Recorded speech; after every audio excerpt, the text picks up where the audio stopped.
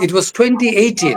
First, ASA is the only corporation in the Philippines who set its own Sharia Advisory Council.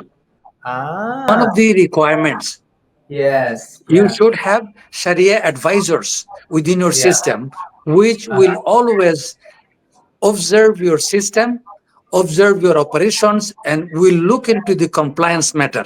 And then eventually they will certify. They will pass through a rigorous process or to see whether the system is compliant, and then they will certify. And according to their certification, if your non-compliance is less than 5% or within 5%, it is acceptable. And you make this 5% with some zakat and other programs, social services.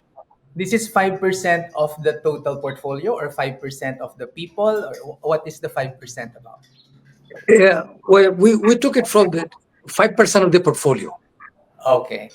Who will benefit from the zakat? Is there a specific organization that will go to, or does it go to the nanays themselves, or what? Well, in the case of ASA, it's mostly went to nanays. Okay. And nanays are also below the poverty line. Zakat is only for the poor. So in the case of ASA, ASA was giving by hundreds of millions.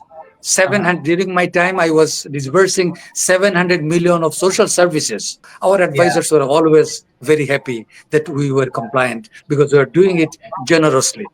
Plus, writing off is also another one, right? We are also writing it off instead of coercive collection process. We never gave our portfolio or write-off portfolio to a third party to collect. We said, written off, it's written off. Forget about it. Write-off is already a big penalty for a client because there is no assurance for her to get a second finances, third finances, or fourth finances, right?